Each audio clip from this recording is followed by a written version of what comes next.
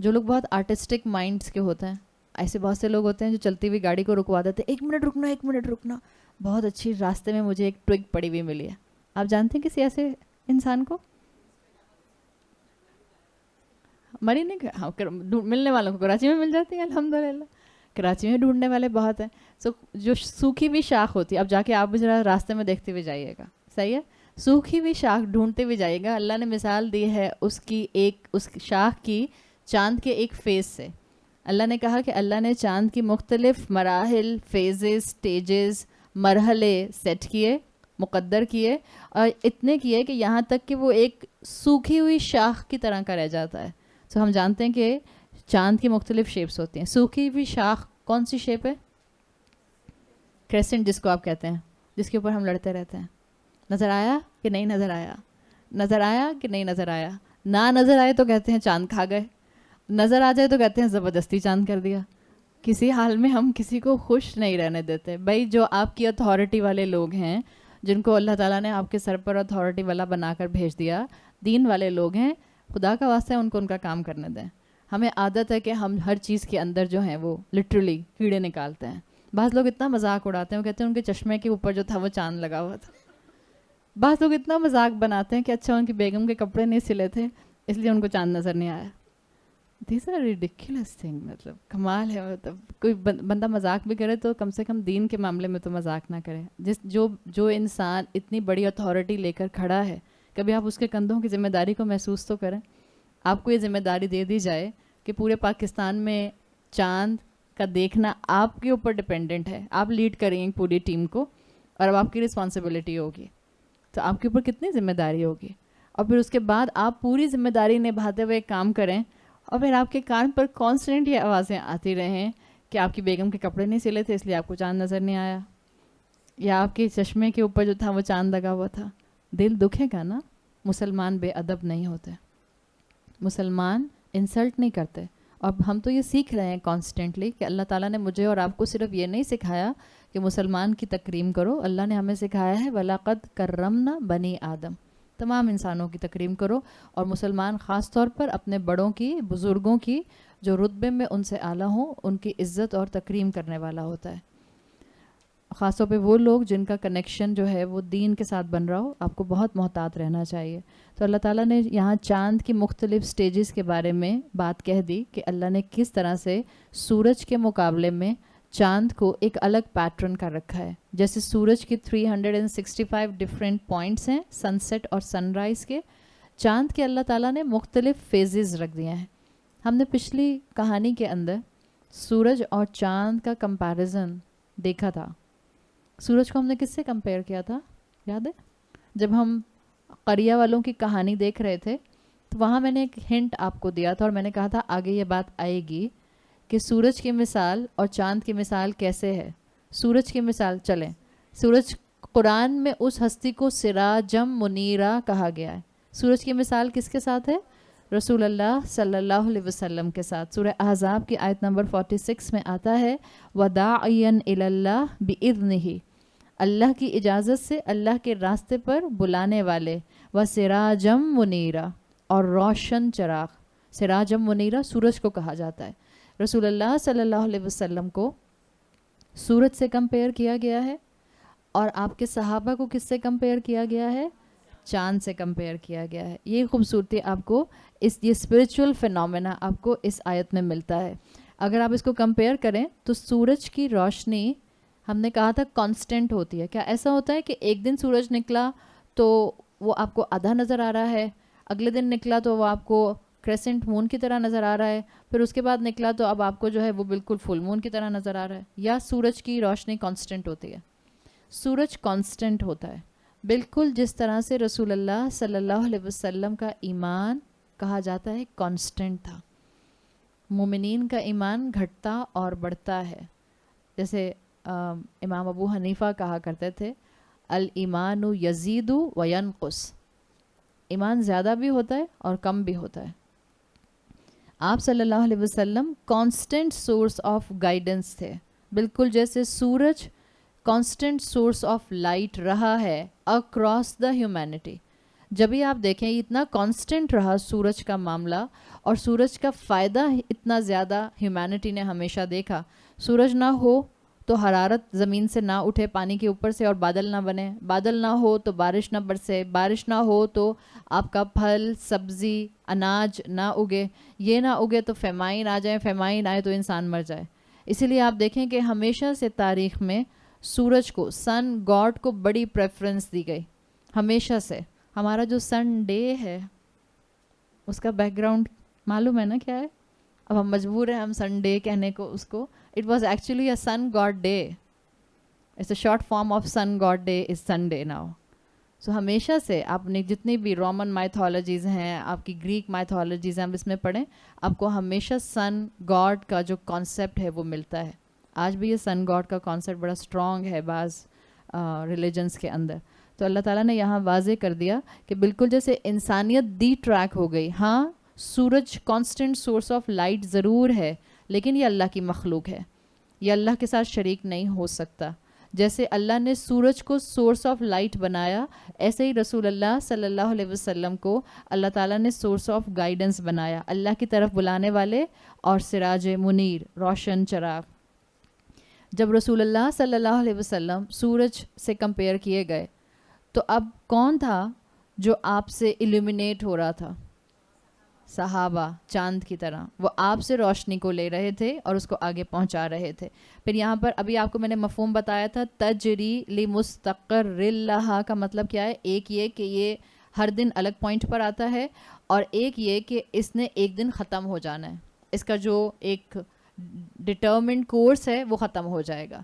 اس سے مثال جو مفسرین نے لی وہ کہتے ہیں جب اللہ کے رسول صلی اللہ علیہ وسلم کو سورج سے کمپیئر کیا گیا اور سورج ایک وقت میں ختم ہو جائے گا، تو اس میں علامت تھی، اس میں نشانی تھی تمام نئے مسلمانوں کے لیے اور صحابہ کے لیے اور قریش کے لیے.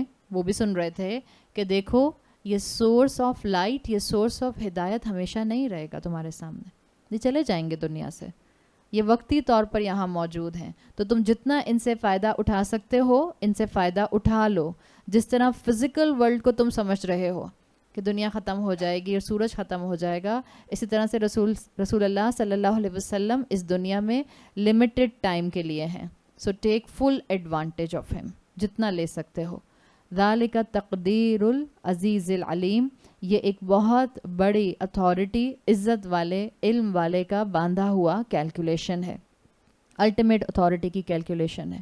یعنی جس نے رسول کو بھیجا ہے وہ کون ہے؟ العزیز. جس نے سورج کو قائم کیا ہے وہ کون ہے؟ العزیز. پیچھے العزیز ہم نے پڑھا تھا بالکل شروع میں. قرآن کس نے نازل کیا ہے؟ العزیز. تو آپ کو کانسٹنٹ سورہ یاسین کے اندر اللہ کے اس نام کی تکرار ملتی ہے. اور جب آپ اللہ کا نام العزیز اور الرحیم موسٹ آف دا ٹائم سنتی ہیں تو یہ آپ کو اللہ کی ہستی کا بیلنس بتاتا ہے.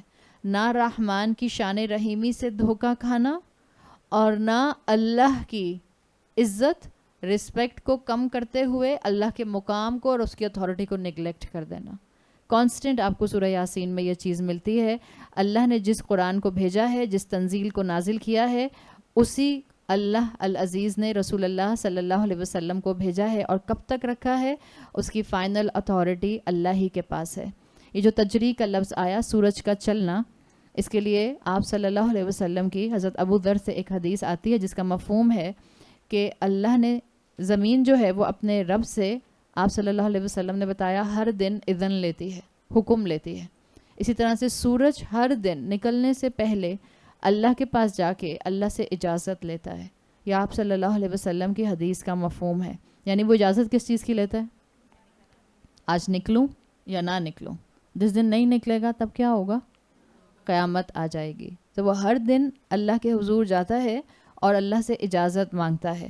اب اس بات کو بہت سے مسلمان بھی نہیں مانتے. وہ کہتے ہیں کیسے پاسبل ہے کہ سورج جو ہے وہ ہر دن جائے اور اللہ سے اجازت لے کر آئے. دیکھیں اگر آپ کی اور میری انڈرسٹینڈنگ میں کوئی قرآن کی بات اور حدیث کی بات نہیں آتی تو ایک اصول اپنے ذہن میں بنا لیں. آپ کی اور میری عقل لمیٹڈ ہے. آپ اور میں ایک سرٹن ڈائمینشن سے آگے سوچ نہیں سکتے ہیں. جو واقعہ معراج ہوا تھا، واقعہ معراج میں جو احادیث بتاتی ہیں کہ آپ کے کمرے کی جو کنڈی تھی وہ آپ کے واپس آنے تک ہل رہی تھی. سو دنیا میں تو ٹائم گزرا ہی نہیں تھا اور آپ کو آورز اینڈ آورز کے ایکسپیرینس کرا دیا گئے.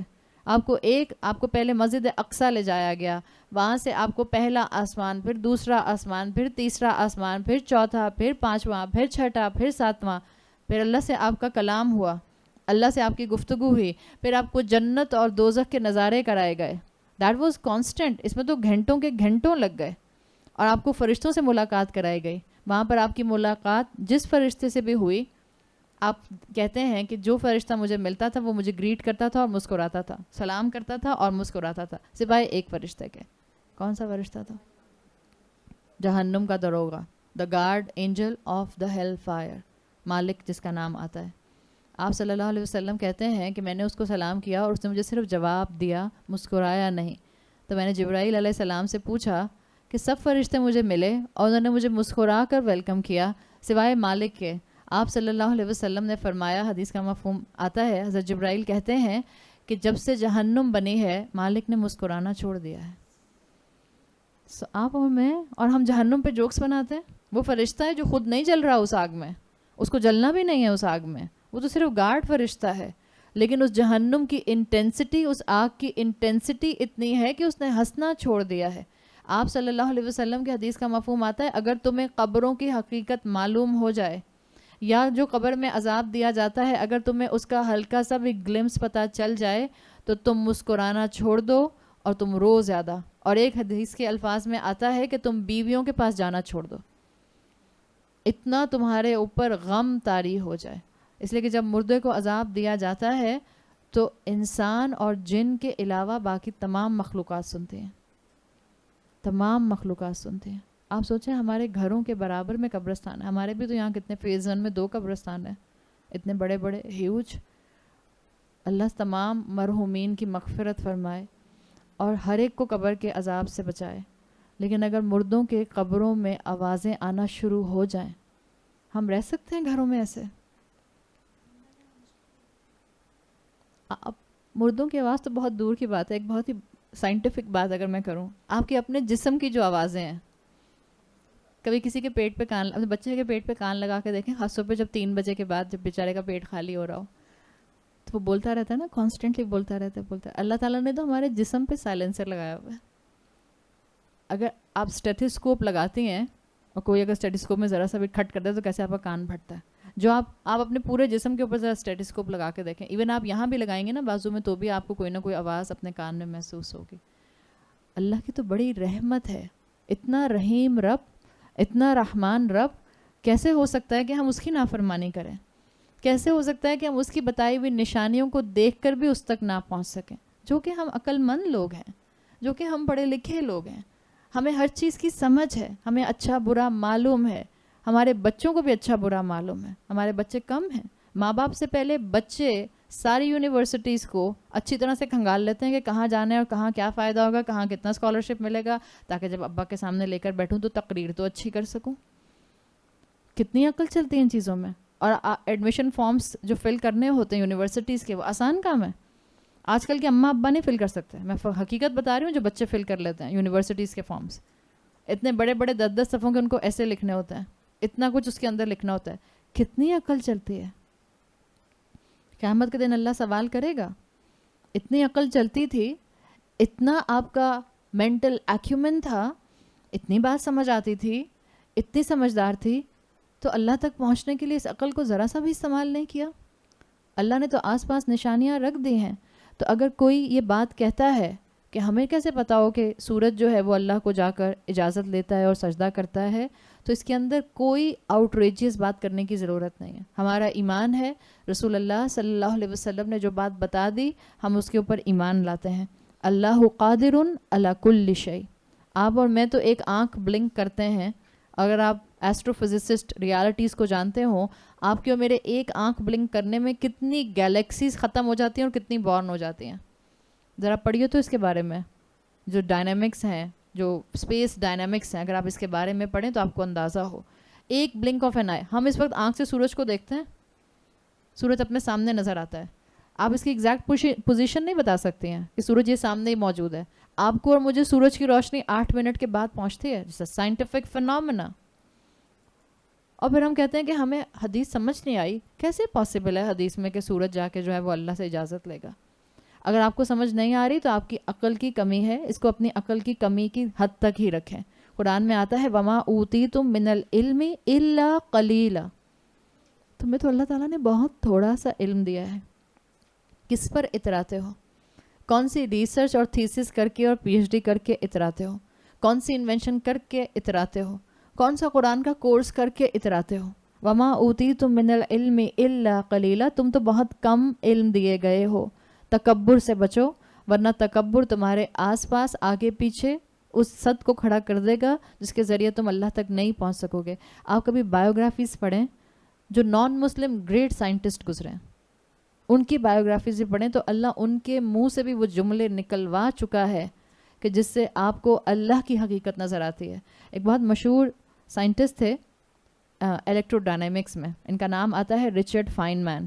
فزکس میں ان کو نوبل پرائز ملا تھا, اور انہوں نے یہ کہا تھا, انہوں نے جب اپنی اسپیچ کی, جب ان کو نوبل پرائز ملا تو ان کی اسپیچ میں ایک جملہ تھا, انہوں نے کہا physics is the expanding horizon of our ignorance.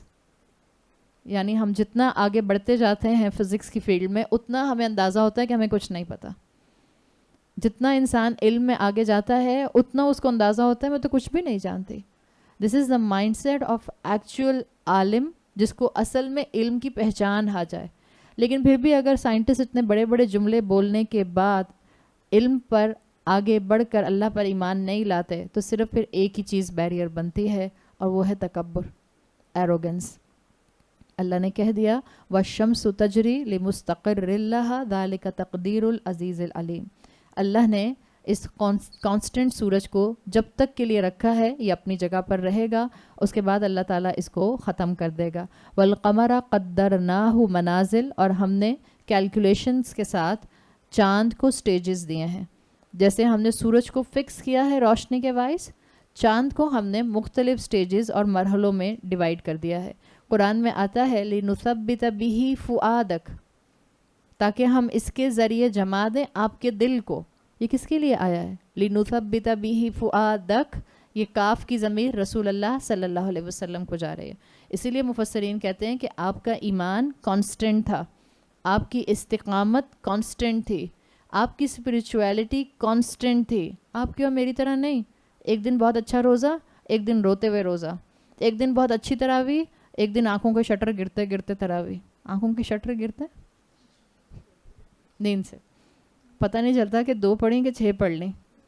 پھر کہتے ہیں یا اللہ کیا کروں, دوبارہ وضو کر کے آتی ہے نا کبھی کبھی اتنی نیند. ظاہری بات ہے, اب اپنی دوپہر کی نیند کی قربانی دے کے یہاں آ کے بیٹھ رہی ہیں. مومن کے ساتھ یہ معاملہ ہوتا ہے, صحابہ کے ساتھ بھی ہوتا تھا. کبھی ایمان بہت اچھا, کبھی ایمان کے بہت اچھے دن, کبھی ایمان کے بہت کمزور دن. مومن کا ایمان کانسٹنٹ نہیں ہوتا. اسی لیے کہا حتی عاد کل ارجون القدیم, کبھی کبھی یہ اتنا باریک ہو جاتا ہے کہ بالکل ایک پرانی شاخ کی طرح, ڈرائی ٹوک کی طرح باریک ہو جاتا ہے. اس میں اسکالرز نے کہا کہ اس میں چاند اور سورج کی کیلکولیشنز کے ساتھ ساتھ ایک اور اسپریچول سائن موجود ہے, اور وہ یہ ہے کہ امت پر کبھی ایسا وقت آئے گا کہ امت فل مون کی طرح بلاسم کر رہی ہوگی, اور کبھی امت پر ایسا وقت آئے گا کہ it will be almost dark. کبھی ایسا ہوتا ہے نا, آخری تاریخوں میں چاند غائب ہو جاتا ہے, نظر نہیں آتا. جب اس کو فرسٹ کے لیے اپیئر ہونا ہوتا ہے تو آخر کی 28, 29, 27 میں چاند غائب ہو جاتا ہے, نظر نہیں آتا.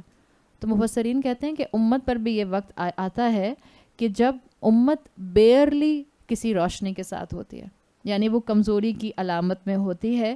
مگر اس موقع پر مسلمانوں کو ڈپریس ہونے کی ضرورت نہیں ہے, اس لیے کہ جب چاند غائب ہوتا ہے تو دوبارہ روشن ہونے کے لیے غائب ہوتا ہے, اور پھر جب اس میں روشنی آنا شروع ہوتی ہے تو وہ اس کو پورے فل مون کے اوپر لے کر چلی جاتی ہے. تو اس کے اندر نشانی ہے مسلمان ہمت کے ساتھ اس دین کو تھامے رہیں. اگر آج تم کمزور ہو, دس ٹو شیل پاس, انشاءاللہ یہ ایمان کی طاقت, یہ امت کی طاقت دوبارہ سامنے آئے گی, یہ روشن ہوگی. بالکل جیسے پہلا چاند, پہلی تاریخ کا چاند باریک ہوتا ہے اور 14ویں تاریخ تک وہ کتنا بہترین طریقے سے نظر آنے والا ہو جاتا ہے. بعض اسکالرز نے صورت یاسین کی 2 آیتوں کے درمیان میں کمپیریزن بڑا خوبصورت کیا. انہوں نے کہا وہ جو آیت آئی تھی خشی الرحمن بالغیب، ایک وہ انسان ہے جو دل میں یا غیب میں رحمان کا خوف رکھتا ہے. وہاں ہم نے اسپریچویلٹی کے 3 سٹیجز ڈسکس کیا تھے. ایک یہ کہ ایمان دل میں احساس ہو جائے کہ ہاں اللہ کی بات، اللہ کا حکم، اللہ کی دی ہوئی شریعت سچ ہے، ابھی چھپا ہوا ہے. دوسرا کیا تھا؟ چھپ کے عبادت کرنے والا. اور تیسرا کیا تھا؟ ڈنکے کی چوٹ پر آؤٹ لاؤڈ اپنے اسلام کا اظہار کرنا. خشی الرحمن بالغیب از لائک جو کہ ابھی پہلے دن کا چاند ہے، ڈرتے ڈرتے دین کے راستے پہ چلنے والا. اور جب فل مون آتا ہے تو وہ مثال آپ کو سورت یاسین میں دوسرے حصے کی کہانی میں ملتی ہے. وہ جو رجل تھا وَجَاءَ مِنْ أَقْصَى الْمَدِينَةِ يَسْعَى، اب اس کی اسپریچویلٹی کا لیول تیسرے لیول پر آ گیا، جو کہ کنوکشن کے ساتھ عمل کر بھی رہا ہے اور معاشرے کو سیدھا کرنے کی کوشش بھی کر رہا ہے. تو جو یاد رکھیں جو اللہ کے راستے میں آگے بڑھتے ہیں اللہ تعالیٰ اپنی غیبی مدد ان کے ساتھ ضرور کرتے ہیں. یہ رائز اور فال، یہ چڑھنا اترنا سورج اور چاند کی مثال کے ساتھ مسلمان امت کے لیے موجود ہے. اب اس سے تو پتہ چل گیا ہمیں اس اسپریچول ٹروتھ سے کہ ایک وقت آئے گا امت دوبارہ کھڑی ہوگی. اس وقت امت کا کیا حال ہے؟ اس وقت امت شاخ کے برابر بھی نظر نہیں آئے، لگ رہا ہے غائب بھی ہے آلموسٹ. چلیں بی آپٹمسٹک، شاخ کے برابر ہے. اب آپ نے سن لیا کہ ایک وقت آئے گا کہ یہ امت فل مون کی طرح ہو جائے گی. فل مون جو کہ پھر پورے اندھیری رات میں بھی چاہے دنیا میں کتنے بھی گناہ ہوں گے، چاہے دنیا میں کتنی بھی ناانصافی ہوگی، اس امت کی روشنی انشاءاللہ آس پاس کی چیزوں کو، حقیقتوں کو منور کر رہی ہوگی. یہ خواب ہم نے دیکھ لیا بیٹھ کے یہاں پہ. آپ نے یہ آیت پڑھ لی، آپ نے کہا ہاں دیکھنا انشاءاللہ ایک دن پوری دنیا پر مسلمان حکومت کریں گے، سپر پاور بن جائیں گے. اب انتظار کرتے رہیں اس وقت کا. کیا کریں؟ دیکھیں وہ وقت تو مجھے اور آپ کو نصیب ہوتا ہے یا نہیں ہوتا واللہ عالم. اللہ کے رسول صلی اللہ علیہ وسلم کی پروفیسیز موجود ہیں کہ ایک وقت آئے گا کہ ہر گھر سے اسلام کا کلمہ بلند ہوگا. اب وہ ہر گھر سے اسلام کا کلمہ بلند ہوگا، اس کی اپنی انٹرپریٹیشنز ہیں، لیکن وہ وقت آپ اور میں ایکسپیرینس کرتے ہیں یا نہیں کرتے وہ تو مجھے اور آپ کو نہیں پتہ. اس وقت کی پوزیشن کیا ہے؟ میں کیسے اس امت کو ایک ٹوئگ سے فل مون بنانے کی طرف اپنا حصہ ڈال سکتی ہوں، بالکل اس رجل کی طرح جس نے زیرو ریسورسز کے باوجود اپنے زمانے میں موجود رسولوں کی بہترین مدد کی. آپ جہاں بھی ہیں آپ مجھے نہ دیکھیں، میں آپ کو نہ دیکھوں. ہاں پسندیدہ یہ ضرور ہے احادیث کے علم کے مطابق کہ آپ دین میں آگے بڑھنے والوں کو ضرور رول ماڈل بنائیے تاکہ آپ کو اپنی کم علمی، کم جو عمل ہے وہ کافی نہ لگے. بہتر ہے کہ آپ ان کو رول ماڈل بنائیں جو دین میں دوڑ رہے ہیں. دس از بیسٹ. لیکن اگر آپ واقعی چاہتے ہیں، کبھی کبھی ایسا ہوتا ہے کہ آپ کو سامنے والا کوئی دین پہ چلتا ہوا نظر آتا ہے، آپ آٹومیٹک نوشن لیتی ہیں یہ ہیں ہی زیادہ طاقتور مجھ سے، ان میں زیادہ اسٹیمنا ہے، ان کی فیملی سپورٹیو ہے. اور جب آپ اتنے سارے 4-5 ایکسکیوزز سوچتی ہیں تو گھر جاتے جاتے ساتھ آپ کہتی ہیں میں اپنے گھر میں ایسی ہی اچھی ہوں، بس قرآن کی کلاس اٹینڈ کر لی نا کافی ہے. اس لیے بہتر ہے آپ مجھے نہ دیکھیں اور میں آپ کو نہ دیکھوں. آپ اس وقت ایمان کے جس بھی لیول پر ہیں اللہ سے سچے دل سے دعا مانگیں کہ اللہ مجھے رمضان میں اس ایمان میں 10 درجے بڑھا کے نکالیے. ابھی سٹیپ لیں کوئی، اور اس کے لیے رمضان سے باہر نکلنے کے لیے آخری عشرے کا انتظار نہیں کرنا، شوال کے چاند کا انتظار نہیں کرنا کہ جب شوال کا چاند نظر آئے گا آٹومیٹک میرے ایمان کے 10 درجے بڑھ جائیں گے. آبویسلی میں نے 18 دن جا کے قرآن بھی تو سنا ہے، اور مجھے امید ہے کہ آپ 18 دن یہاں سے سنیں گے، پھر اس کے بعد آپ باقی جو آپ کے پاس 12 دن ہوں گے جو آپ کے آس پاس اویلیبلٹی ہوگی آپ ان کو بھی سنیں گی. ہم نے تو مجبوری میں یہاں 18 دن رکھا ہے اس لیے کہ مجھے ایک دوسری جگہ ایک پروگرام کرنا تھا، ورنہ میری آپ کو یہی نصیحت ہوگی کہ یہاں 18 دن مکمل ہو جائیں. آپ قرآن مت بند کیجیے گا، اس تدبر کے عمل کو بند مت کیجیے گا. جو آپ کے گھر کے آس پاس کلاس ہو رہی ہے پلیز اس کو جوائن کیجیے گا، اس لیے کہ یہ مہینہ میکسیمم قرآن کے ساتھ وقت گزارنے والا ہے. یہ مہینہ ایسا ہے کہ جس کا ایک لمحہ بھی ضائع نہیں ہونا چاہیے. اور مختلف لوگوں کو، مختلف سپیکرز کو سنیے. اس سے انسان کو فائدہ یہ ہوتا ہے کہ انسان کا ویژن بلند ہوتا ہے، انسان کو مختلف اینگل سمجھ آتے ہیں. ہاں بہتر ہوتا ہے ایک کمپلیٹ چنک آپ نے ایک سپیکر سے سن لیا تاکہ آپ کو کلیئرٹی اس پورشن کی مل گئی. آئی ایم شیور آپ جب بھی سورہ یاسین کی آیات اب پڑھیں گی آپ کے ذہن میں بیک گراؤنڈ میں باتیں گھومیں گی ضرور، مفہوم سمجھ ضرور آئے گا انشاءاللہ. تو یہاں پر یہ بات واضح کی گئی ہے کہ اب آپ نے اور میں نے کیا کرنا ہے. آپ کا اور میرا کام یہ ہے کہ ہم آج سے اپنے ایمان کے اس لیول کو بڑھا لیں جہاں میں صبح تھی. اب اس کے لیے آپ نے کون سا قدم اٹھانا ہے، اٹس اپ ٹو یو. ایک دوسرے کا انتظار نہیں کرنا، بس ہم نے اپنے آپ کو اللہ کے راستے میں آگے بڑھانے کے لیے انکریج کرنا ہے. آگے آیت نمبر 40 آ رہی ہے. لَلشَّمْسُ يَنبَغِي لَهَا أَن تُدْرِكَ الْقَمَرَ وَلَلَّيْلُ سَابِقُ النَّهَارِ وَكُلٌّ فِي فَلَكٍ يَسْبَحُونَ. سورج کا یہ کام نہیں ہے، یعنی سورج کے لیے یہ اپروپریٹ نہیں ہے. ینبغی مناسب نہیں ہے، اپروپریٹ نہیں ہے کہ وہ چاند کو جا کر پکڑ لے. سورج کا یہ کام نہیں ہے کہ چاند والی رسپانسبلٹی کو تھام لے، یعنی سورج کی اپنی جاب ہے. وَلَلَّيْلُ سَابِقُ النَّهَارِ، اور نہ رات دن سے آگے جا سکتی ہے. وَكُلٌّ فِي فَلَكٍ يَسْبَحُونَ، اور سب کے سب اپنے اپنے آربٹ میں یا آربٹ میں فلوٹ کر رہے ہیں. یہاں بتا دیا سورج کا اپنا کام ہے، سورج کی اپنی رسپانسبلٹی ہے، چاند کی اپنی جاب ہے. سورج کو چاند کی ذمہ داری لینے کی ضرورت نہیں ہے. اس آیت سے اسپرچول فیکٹ پتہ چل رہا ہے. اب تو الحمدللہ آپ لوگوں کو کافی کچھ پتہ چل رہا ہے. کیا پتہ چل رہا ہے؟ جب ہم کہہ رہے ہیں کہ آیت کہہ رہی ہے کہ سورج کے لیے مناسب نہیں ہے کہ وہ چاند کو کیچ اپ کر لے، اس کا مطلب ہے رسول اللہ صلی اللہ علیہ وسلم کی اپنی ذمہ داری ہے، صحابہ کی اپنی ذمہ داری ہے. رسول اللہ صلی اللہ علیہ وسلم کے اوپر وہ طریقہ کار اپلائی نہیں کریں گے جو صحابہ کو دیے گئے ہیں، جو ذمہ داری ان کی ہے. اور موسٹ امپورٹنٹلی ایک کی وجہ سے دوسرا انسگنیفیکنٹ نہیں ہوتا. اللہ کے رسول صلی اللہ علیہ وسلم کا اپنا مقام ہے، صحابہ کا اپنا مقام ہے. ایک کی وجہ سے دوسرا انسگنیفیکنٹ نہیں ہوتا. اسی پوائنٹ پر جب ایک رسول اور باقی فالوورز ان میں کمپیریزن کر کے بھی کہہ دیا کہ ایک کی وجہ سے دوسرا انسگنیفیکنٹ نہیں ہوتا، تو کیسے اللہ تعالیٰ دو رسولوں میں موازنہ کرا سکتے تھے؟ کوئی بھی ایک رسول دوسرے کے سے بڑھ کر کیسے نہیں ہو سکتا؟ صرف ہم نے بات کی تھی تفضیل ہو سکتی ہے، ورنہ ہر ایک کا اپنا مقام ہے، ہر ایک کی اپنی جاب تھی، ہر ایک کی اپنی ذمہ داری تھی. اور ہم یہ پیچھے اسی صورت میں بھی پڑھ آئے. 3 رسول موجود تھے قریہ میں، 3 کی موجودگی میں بھی ایک امتی نے، ایک فالوور نے اپنی ذمہ داری نبھائی. یہ آپ کو بتا رہی ہے کہ ہر ایک کا اپنا مقام ہے، ہر ایک کی اپنی رسپانسبلٹی ہے. اللہ نے واضح کر دیا لَلشَّمْسُ يَنبَغِي لَهَا أَن تُدْرِكَ الْقَمَرَ. جو سورج کی مثال رسول اللہ صلی اللہ علیہ وسلم سے مستقل کمپیئر کی جا رہی ہے، وہ کیوں کمپیئر کی جا رہی ہے؟ اسکالرز نے اس کی دلیل بھی دی ہے. اپنی مرضی سے نہیں کر رہے. ایک سورۃ احزاب کی آیت نمبر 46 میں آپ کو سراجن منیرہ کہا گیا تھا. دوسرا اسی صورت میں سورۃ یاسین میں آگے آیت نمبر 69 میں انشاءاللہ ہم پڑھیں گے کہ اللہ کے رسول کے لیے کہا گیا ہے وَمَا عَلَّمْنَاهُ الشِّعْرَ وَمَا يَنبَغِي لَهُ. ہم نے ان کو شعر نہیں سکھایا اور ان کو یہ سوٹ بھی نہیں کرتا.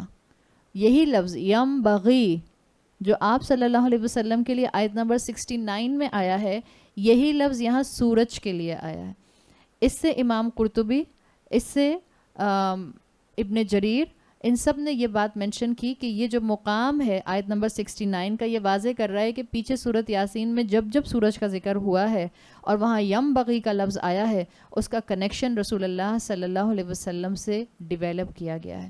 دس از اے لنگوسٹک دلیل کہ سورج کو رسول اللہ صلی اللہ علیہ وسلم سے کمپیئر کیا گیا ہے. قرآن کی آیات کا اسلوب آپ کو یہ اور بھی صورتوں میں ملتا ہے. ایک ہی صورت کے اندر کوئی نیا لفظ لایا جاتا ہے اور پھر اس کو آگے کہیں اور لایا جاتا ہے، just to connect the dots, just to make a linguistic connection. یہ آپ کو خوبصورتی ملتی ہے. امام رازی کی تفسیر اگر آپ پڑھیں یا اگر محمود الزمخشری کی تفسیر آپ پڑھیں تو اس میں آپ کو اس طرح کے کنیکشنز بہت خوبصورتی سے مل جاتے ہیں. سورج کے لیے بتا دیا کہ سورج کانسٹنٹ سورس آف لائٹ ہے، چاند سورج سے ریفلیکشن لیتا ہے، اور جو اللہ کے رسول صلی اللہ علیہ وسلم ہیں ان کی پریزنس سے ہی اللہ نے جو ان کے اوپر نور قرآن نازل کیا، ان کی وجہ سے ہی صحابہ نے ظلمات کے اندر اس ہدایت کو تھام لیا. تو ایک بہت بڑا اس کے اندر جو دلیل ہے وہ موجود ہے. ہاں ایک بات یاد رکھیں، جب ہم یہ مستقل پڑھ رہے ہیں کہ آپ کا اپنا مقام تھا، رسول اللہ کا اور صحابہ کا اپنا مقام ہے، تو اب کوئی یہ نہ سمجھے کہ اللہ اور اللہ کے رسول اور صحابہ ایک ہی مقام جیسے ہو گئے. یقیناً نو کمپیریزن بٹوین رسول اللہ صلی اللہ علیہ وسلم اور صحابہ، نو کمپیریزن. جیسے سورج اور چاند کا کوئی کمپیریزن نہیں ہے. سورج اور چاند کا کوئی کمپیریزن ہے؟ آپ کسی کو سمجھا رہی ہوں، آپ کہیں کہ دیکھیں رسول اللہ کا اپنا مقام تھا، صحابہ کا اپنا مقام تھا، دونوں کو اپنی اپنی ذمہ داری ادا کرنی تھی، دونوں اپنے اپنے مقام پر تھے، کوئی ایک دوسرے کی وجہ سے انسگنیفیکنٹ نہیں ہو رہا تھا. اب آپ سے کہیں نعوذ باللہ. لوگوں کو تو موقع چاہیے ہوتا ہے بات میں سے بات نکالنے کا. وہ کہیں نعوذ باللہ آپ نے اللہ کے رسول، کہاں اللہ کے رسول، کہاں انسان صحابہ، آپ نے ان کے ساتھ ملا دیا. آپ کہیں نہیں، بالکل بھی نہیں ملایا. ہم نے کہا ان کا اپنا مقام اور صحابہ کا اپنا مقام. بالکل جیسے سورج کا چاند سے کوئی مقابلہ نہیں ہے، اسی طرح رسول اللہ صلی اللہ علیہ وسلم کا کوئی مقابلہ نہیں تھا اسپریچویلٹی پوائنٹ آف ویو سے، اخلاق پوائنٹ آف ویو سے اور پرسنالٹی پوائنٹ آف ویو سے صحابہ کرام سے.